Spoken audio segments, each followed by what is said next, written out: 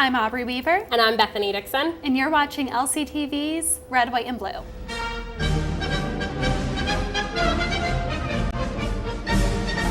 This week kickstarted the presidential debates. The first debate was held on October 3rd. The moderator was former PBS anchor Jim Lehrer. What did you think of the moderator? I thought he looked pretty frightened the entire time going up against those two. I felt a little bad for him. I kind of felt like he was intimidated by the president, which is strange because I read that this was like his 12th debate that he's moderated. He's done a lot of them, but every time he opened his mouth, Obama and Romney kind of jumped down his throat and said, "Let me finish." I think my favorite moment may have been when the president told him that the moderator 5 seconds left, and he went then 2 minutes longer. And then Lehrer had to explain, "I had the time." Yeah. And now it's gone. Exactly, yes. Going into the debate, only two things could really happen to Governor Romney. He had pretty low expectations for this debate. Obama is considered the better speaker, the more effective debater. So Governor Romney could either A, meet expectations, or B, exceed expectations, which is kind of a win-win. President Obama, on the other hand, had a very different set of problems. He could either meet expectations, which were already pretty high for him. Yeah, or he could do poorer than expected. So that's not exactly the way you want to go into a debate. It seemed like Romney started off pretty unsure of himself, too. He went in a little hesitant, a little less self-assured, but as the debate went on, it was clear he did his research, and he came off as the more impressive candidate, having done the statistical background info, and the body language was evident, too, that he stood up tall and was making eye contact with the audience and his opposition, and he was very confident with what he was saying. It seemed clear to me, the president came off as though he was a little bit tired, which you can't fault him for. He does run a country, but he appeared tired, and he didn't appear at his fighting weight.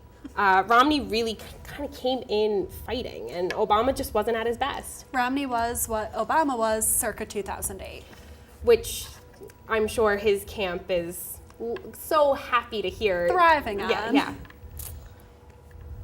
Nowadays, politics seems to be all about choosing the lesser of two evils. It's all about, in campaign ads, who did what they didn't do, rather than, I did this, he didn't do this, so you should vote for me. It doesn't have to do with what they've accomplished, but rather what the other candidates have failed to accomplish. I would agree with that. I think the biggest problem with the current American debate format is that it's all about how it appears, how the candidate appears to have performed, not whether what he says, or he or she says, more what they look like while they're saying it.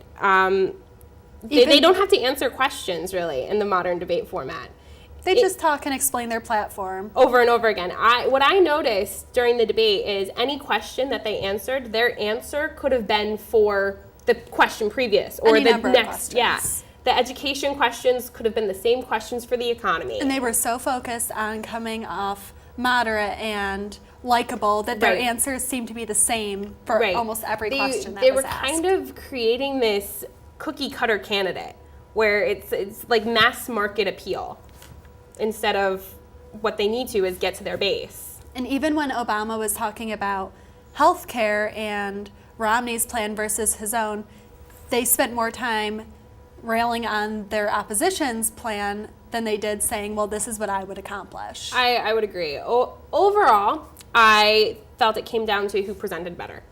It kind of looked like Obama, he said a lot of things that had he looked or sounded like he did in 2008 would have come off great. He relied on his charisma more than Romney, who relied on facts and research and going in strong and knowledgeable. Obama relied on himself. And his charisma wasn't on. He was off. He was off that night. Not absolutely. On his A game. And it was less about content and more about style Wednesday night. And the next day, the president gave a speech in front of a bunch of supporters, and it seemed as though he said everything in that speech that he should have said in the night debate. before. He went after the Big Bird attack. As Romney stated he was going to cut PBS funding, he says, I love Big Bird. He loved a lot of things. He loved loved coal, green energy, and great education. Romney loved what voters want to hear he loves, is what I would say. But yeah, so when he said he loved Big Bird, Obama should have jumped on that. He should have gone, really, you love Big Bird, then why are you going to cut Big Bird? I love Big Bird too. I love Masterpiece Theater. I love Downton Abbey. But especially in the context that the moderator was from PBS. Exactly. Lehrer, for the record, did not look pleased. No, I would say that's when he kind of lost his cool and got a little more flustered. Heated. Yeah. So the next day, Obama says everything he should have said as a rebuttal against Romney the night before. So, of course, his supporters, that's disappointing. And then today, you have the unemployment numbers that are released. Right. The employment numbers are the highest they've been, lowest they've been since he took office in January of 2009. They are at a 7.8, which is the first time it's been below 8%. And Romney kept saying, you promised to get below 8%, and he mentioned time and time again during the debate that you haven't made that happen. It's got to be rough for their camp right now, seeing that, well, it actually kind of did. Yeah, this has to be a good news for the Obama camp, knowing that, okay, he performed horribly. Well, maybe horribly is too strong, but horribly is accurate. Disappointingly on the debates, on the first debates. But today, we've got good news. So a chance to redeem himself. Yes, and then he still has a couple more chances there are 3 more debates, 2 with the presidential candidates, but Right. the next one will actually be with vice presidential candidates, Biden and Ryan. That's going to be on October 11th. And they'll be discussing both foreign and domestic policy, kind of combining everything that the presidential candidates have 3 debates to span. The next one, Obama and Romney will follow up on the 16th in a town hall style debate at Hofstra University. The debates will wrap up with one on October 22nd. Which will be identical in style to this past Wednesday's, but this time foreign policy. Right. So for those of you who haven't registered to vote yet, it's not too late to get those registration forms in. Or your absentee ballots. There's a lot of sites online that you can go to. And college Democrats and college Republicans right on campus are doing a lot to help you out. So remember, if you want your voice heard, get out there and vote. It's the only thing you can do in this kind of election.